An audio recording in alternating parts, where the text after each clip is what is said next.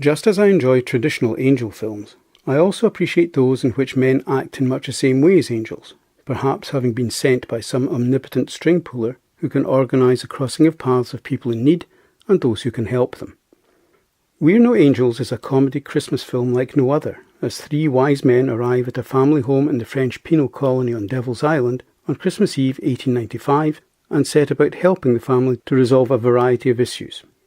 However, this is no morally secure, reassuring and treacly Christmas fare, for our three angels are in fact escaped prisoners, a thief and two murderers, obliged to spend Christmas taking refuge with a kindly family of shopkeepers, the Ducotels, as they await the opportunity to board a ship bound for freedom. Not only are our three angels escaped convicts, but they are unrepentant, steeped in largely criminal wisdom and experience, good-hearted and utterly charming to boot. In terms of plot and character development, there is no question of rehabilitation. Our three heroes do good by plying their criminal skills. The villains of the piece, businessman Henri Trochard and his nephew Paul, deserve their comeuppance, though their deaths may be considered a trifle extreme. But that issue is deftly avoided as the whole is treated with dark humour and a lightness of touch shared with the audience from the very start. Our angels are defiantly humorous and single-minded in their desire to see the villains disposed of, and the family benefit from their nefarious actions. But very cleverly they do not actually cause the deaths, though they do nothing to prevent them, and are very happy to see the Ducotels profit from them. Our heroes make moral judgments, but are willing to take direct and potentially amoral action to enforce these judgments.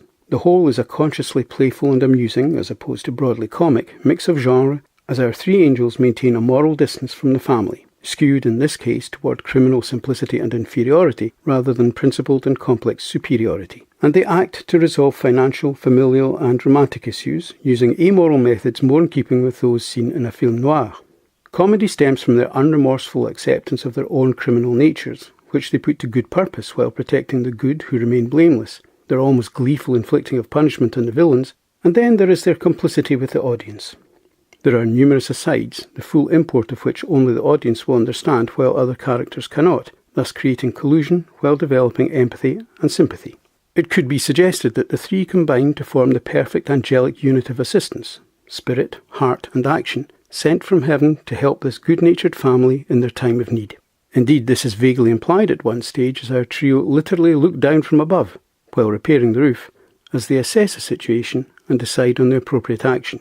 But their unconventional methods rather deliciously call into question the whole nature of morality and justice. In the end, our three heroes are so disappointed and traumatised by this encounter with civilization, with its underhand ways and complexities, that they decide to return to prison where they will feel more secure. Our angels are open, genuine and sincere. They are what they are, accept it and act on their instincts, while some of the honest folk they have met are duplicitous and downright cold-hearted, characteristics they find unpalatable and unacceptable. Humphrey Bogart, whose film noir credentials are essential to both the amoral and comic elements of the film, Aldo Ray and Peter Ustinov play off one another beautifully and in determined good humour as the well-intentioned criminals willing to put their dark natures to good use, especially opposite Basil Rathbone, who plays the law-abiding but black-hearted villain with dismissive and superior gusto. The script is sharp and fast-paced and plays in an almost farce-like style which contributes to the likeness of the atmosphere and makes good use of audience complicity and understanding to achieve its unique effect.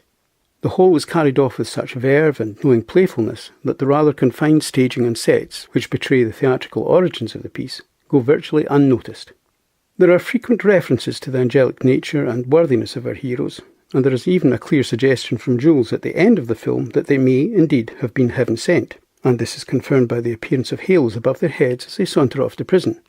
So what we have is a comical, angelic, Christmas-themed film noir, which reinforces the old adage that God works in mysterious ways. Who would have thought it possible? My thanks for taking the time to watch this video. I hope you found it of some value.